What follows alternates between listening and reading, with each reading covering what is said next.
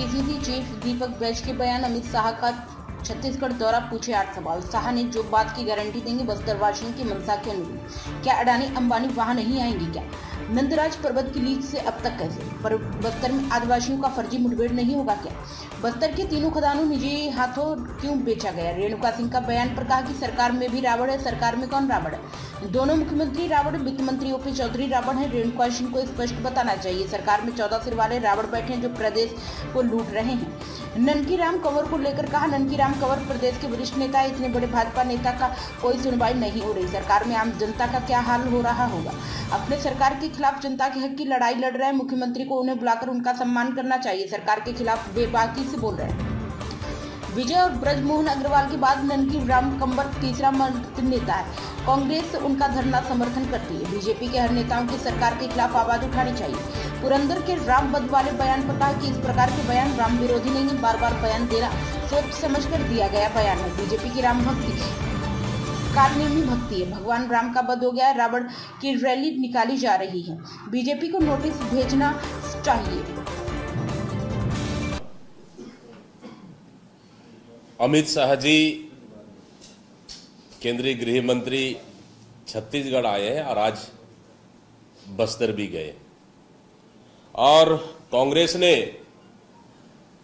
बस्तर को लेकर कुछ सवाल पूछा है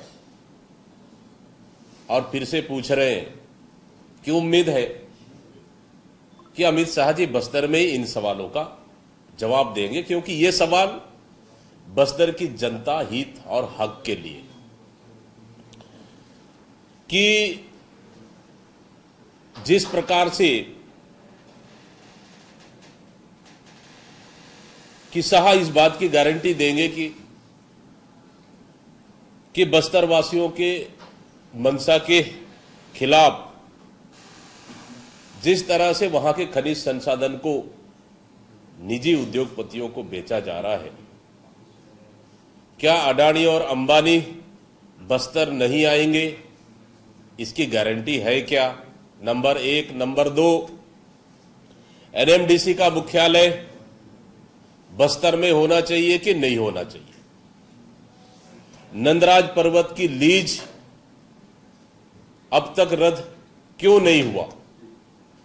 तीसरा। चौथा, नगरनार इस्पात संयंत्र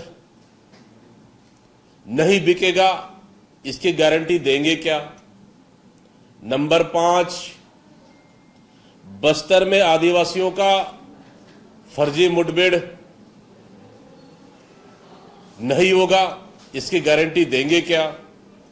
नंबर 6, आरक्षण संशोधन विधेयक कब तक लंबित रहेगा? नंबर 7, बस्तर के तीनों खदानों को निजी उद्योगपतियों को क्यों बेचा गया?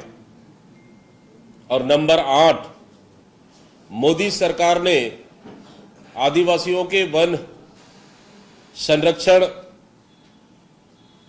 अधिनियम को 2006 को संशोधन क्यों किया? ये हमारे 8 सवाल हैं जो बस्तर की जनता और हक के लिए है, वहां के आदिवासियों के लिए है, वहां के जल जंगल जमीन खनिज संसाधन को बचाने के लिए और बस्तर के युवाओं के लिए। हमें उम्मीद है कि अमित शाह जी इन सवालों का बस्तर के हक के लिए जवाब देंगे। और जिस तरह से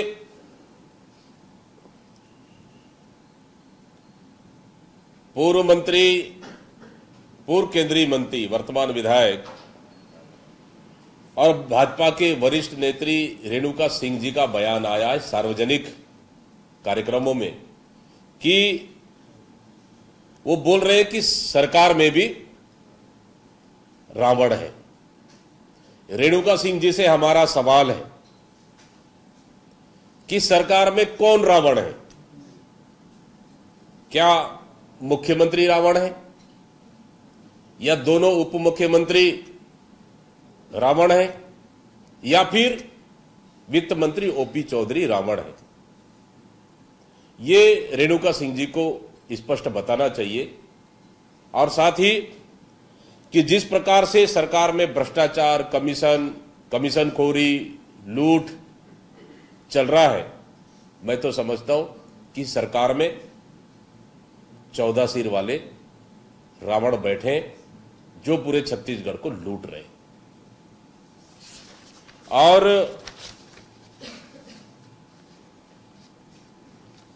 भारतीय जनता पार्टी के पूर्व मंत्री, वरिष्ठ आदिवासी नेता ननकीराम कंवर जी आज प्रदेश में फैली प्रशासनिक अराजकता, सरकार की विफलता को लेकर आज धरना देने वाले थे सीएम हाउस में। पता चला उन्हें हाउस अरेस्ट कर लिया गया है, रास्ते में रोक लिया गया है। ननकीराम कंवर जी प्रदेश के वरिष्ठ नेता हैं और वे अपने क्षेत्र की जनता के हक और अधिकार के लिए लड़ाई लड़ रहे हैं, सरकार की विफलताओं को लेकर लड़ाई लड़ रहे हैं। इसके लिए बाकायदा कलेक्टर को हटाने के लिए उन्होंने मुख्यमंत्री को पत्र भी लिखा। लेकिन इतने बड़े भाजपा नेता का सुनवाई नहीं हो रही है और सरकार में उसका कोई असर नहीं हो रहा है, मतलब समझ सकते हैं कि इस सरकार में आम जनता का क्या हालत हो रही होगी, उनका सुनने वाला कौन है। और जिस तरह से अपने सरकार के खिलाफ जनता की हक के लिए लड़ाई लड़ रहे, मैं समझता हूं मुख्यमंत्री जी को तो उन्हें बुलाकर, अपने सीएम हाउस बुलाकर उन्हें बात करना चाहिए, सम्मान करना चाहिए और उनकी मांग को पूरा करना चाहिए। लेकिन जिस तरह से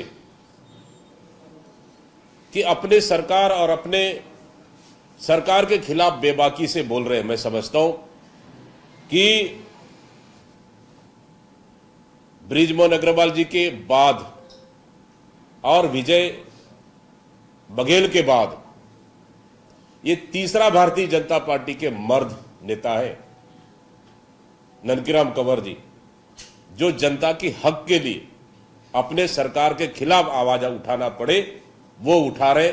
निश्चित रूप से कांग्रेस पार्टी उनका धरना का समर्थन करती है और इसी तरह से ननकीराम कंवर, बृजमोहन अग्रवाल और विजय बघेल जैसे भारतीय जनता पार्टी के हर नेताओं को आवाज सरकार के खिलाफ उठाना चाहिए ताकि जनता के हक के लिए लड़ाई लड़ी जा सके। साथ ही जिस तरह से भाजपा के विधायक पुरंदर मिश्रा जी का जो रावण वध के दौरान जो बयाने आ रहा है कि दशहरा मैदान में, कि उन्होंने कहा कि भगवान राम को उन्होंने वध कर दिया गया और रावण की रैली निकाली जा रही है। यह पहली बार नहीं है, इससे पहले भी उन्होंने इस तरह की राम की वध करने वाली बात उन्होंने कही है। मतलब सीधा सीधा है कि इस तरह की बयाने क्या रामद्रोही नहीं है? भारतीय जनता पार्टी भगवान राम के नाम से राजनीति करती है और इस तरह की बार बार बयान देना, मैं समझता हूं एक पढ़े लिखे विधायक का कोई जानबूझकर नहीं है, सोच समझकर दिया गया बयान। मैं समझता हूं कि भाजपा की राम भक्ति की कालनेमी वाली भक्ति है ये। और क्या भारतीय जनता पार्टी सहमत है क्या पुरंदर मिश्रा जी के बयान से? भगवान राम का वध हो गया है, रावण की रैली निकल रही है, क्या भारतीय जनता पार्टी सहमत है इस पे? अगर सहमत है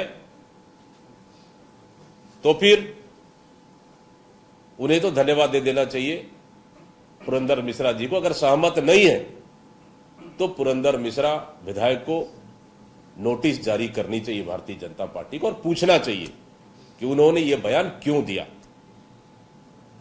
सुरेंद्र मिश्रा कह रहे हैं जुबान फिसल गई थी, कांग्रेस को अपने खिलाफ